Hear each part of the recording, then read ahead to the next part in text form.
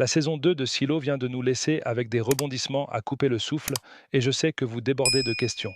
Entre les silos secrets et les algorithmes mystérieux, on va décortiquer chaque indice, chaque théorie et chaque détail caché. Restez avec moi, parce que ça pourrait bien vous retourner le cerveau. Et bien sûr, j'ai aussi quelques prédictions bien croustillantes pour la saison 3 que vous ne voulez pas manquer. C'est parti, les révélations majeures de la saison 2. Comme dans la saison 1 avec la révélation choc des multiples silos, cette nouvelle saison est montée d'un cran. On a eu un aperçu du passé, une époque avant la construction des silos. Deux nouveaux personnages essentiels, le Congressman et Helen, semblent être notre clé pour comprendre les origines de cet univers. Et avez-vous remarqué ces allusions cryptiques au 15e district de Géorgie? Un clin d'œil futuriste qui pourrait indiquer l'emplacement réel des silos. Dites-moi ce que vous en pensez en commentaire. Le Congressman, un personnage clé. Le congressman apparaît comme un représentant fraîchement élu, ce qui donne l'impression que l'histoire se déroule dans un futur proche. En 2024, la Géorgie n'a que 14 districts, alors pourquoi mentionner un 15e?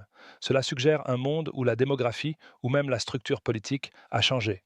Dans les années 2030, ce congressman aurait pu débuter sa carrière au cœur d'une période de tension croissante, peut-être celle qui a conduit à la création des silos comme moyen de contrôle. Et son compteur Geiger ultra perfectionné, capable de détecter des particules radioactives, renforce l'idée d'un monde technologiquement avancé, au bord ou en train de se remettre d'un désastre nucléaire. L'évocation d'une bombe sale attribuée à l'Iran soulève une question capitale. Était-ce un vrai attentat ou une opération sous faux drapeau visant à justifier un projet bien plus sombre? Ce genre de vérité cachée est au cœur de Silo, et je parierais que ce congressman jouera un rôle majeur pour dévoiler ce qui se trame réellement dans l'ombre. Théorie du complot. Qui a créé les silos? Son passé d'ingénieur et ses liens militaires suggèrent qu'il pourrait avoir contribué à la conception des silos, peut-être même à leur construction. Ce n'est pas n'importe quel politicien qui travaille sur des projets aussi stratégiques. Avec son expertise et son expérience de catastrophe, notamment dans la prévention des inondations à la Nouvelle-Orléans, il a le profil idéal pour participer à un plan mondial de survie. Et s'il faisait partie de l'équipe ayant bâti les silos pour protéger une élite, laissant le reste du monde se débrouiller dans un paysage post-apocalyptique? Hélène, la journaliste qui relie les points Hélène, la journaliste du Poste, n'est pas un simple personnage secondaire. Elle commence à faire le lien entre la bombe sale et des activités politiques suspectes. Son instinct journalistique laisse penser qu'elle est sur une piste énorme. Un complot plus vaste est-il à l'œuvre, non seulement pour survivre à l'apocalypse, mais peut-être pour la provoquer? Et si l'attaque radiologique avait été un prétexte pour imposer un confinement mondial et pousser l'humanité dans les silos? Juliette, la clé du mystère. Juliette, héroïne de la série, est la pièce maîtresse pour comprendre les secrets des silos.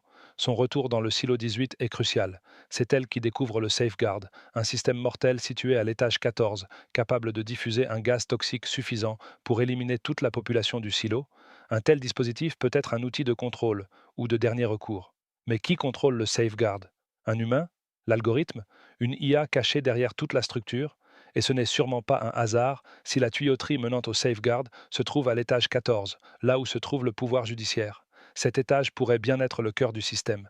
Les recherches de Juliette et Solo sur le Safeguard pourraient les mener vers la vérité sur l'algorithme, ou sur le mystérieux 51e silo, où se trouverait le véritable centre de contrôle. Bernard, la chute d'un pilier du système Bernard est l'un des personnages les plus tragiques de Silo. Après avoir consacré sa vie à préserver l'ordre, découvrir que tout repose sur des mensonges est dévastateur. Et puis il y a Lucas, qui lui murmure: l'algorithme ne sait rien. Une phrase lourde de sens, qui pourrait mettre Bernard face à une vérité explosive. Est-ce lié au Safeguard, au 51e silo? L'histoire de Solo est l'une des plus poignantes. Ses parents ont découvert l'emplacement du Safeguard, mais ont échoué à l'arrêter. Et si Solo parvenait à le neutraliser, ou s'il apprenait la vérité sur sa mère? Est-elle morte en tentant d'empêcher l'activation du gaz, ou encore vivante, cachée quelque part à l'étage 14? La saison 3, un tournant majeur, avec les silos en pleine crise et le système en train de s'effondrer, tout devient possible. De nouveaux leaders pourraient émerger.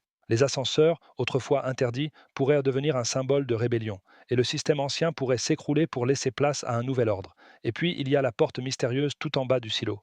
Est-ce un simple centre de contrôle ou une véritable sortie?